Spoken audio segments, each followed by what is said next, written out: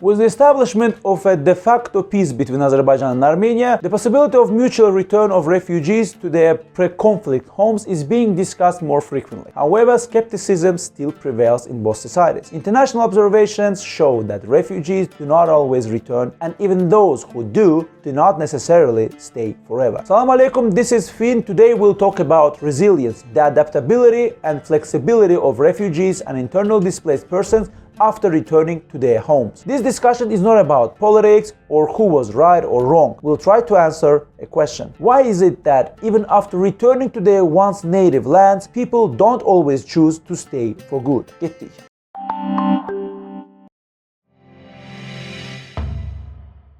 In short, resilience here refers to the ability of a refugee or displaced person to recover, adapt, and rebuild a sense of home and belonging after the traumatic experience of war, destruction, and displacement. Those who return are not a homogeneous group. The key factors for each individual are their living conditions before the war, in exile, and after returning. The decision is always personal. Some never come back. Others return and remain, especially the older generation. Most people, however, choose a more flexible path. For instance, more than a half of the Serbs who returned to Croatia in the early 2000s fell into this category. The 2021 national census shows that compared to the previous decade, the number of Serbs in Croatia decreased by 1/3 and now stands at around 120,000. And that's despite Croatia having been a member of the European Union for 12 years, while Serbia is not. This suggests that some refugees never intended to return permanently. They came back to reclaim property rights, sell or rent their homes, or obtain documents needed for benefits and other rights of refugees. In this way, they left open the possibility of returning permanently in the future if circumstances change.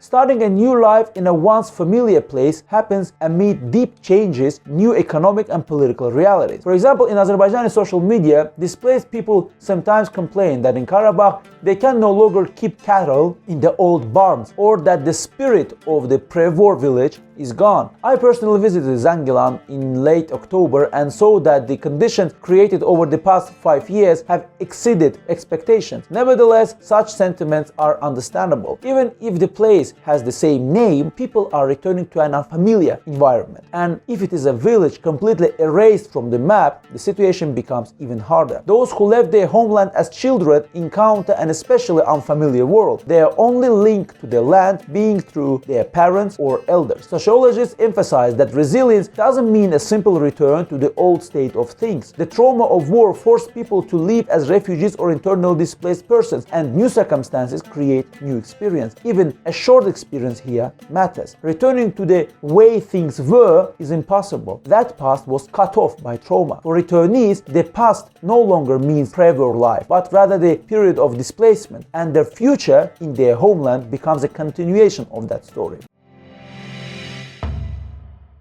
Constructive and well-intentioned government policies do not automatically guarantee that a refugee or IDP will stay after returning. This is partly due to the change in the returnee status. The experience of fleeing and surviving abroad or in another city within the country open new opportunities, ones that can be hard to give up upon return. That's why some Serbs remained partly in Croatia, while others alternated between countries, becoming transnational migrants. A similar pattern can be expected among Armenians and Azerbaijanis. Even under the best circumstances, many may return only partially, with their well-being depending on constant movement between multiple places. For Armenians from Karabakh and Azerbaijanis alike, access to new professional and educational opportunities, improved infrastructure in exile compared to the pre-war life, and the availability of cultural and recreational spaces in exile make their choice more understandable. We should also remember that during years of exile, refugees themselves have changed personally, socially, and within their families. This is especially true for young people and those who left small villages. Most moved to larger towns, which shaped their expectations about infrastructure, leisure, housing, and employment. In the context of resilience, the traumatic event, be it war, earthquake, or social upheaval, acts as a dividing line between before and after. Returning home is a step forward when the catastrophe itself becomes part of the past.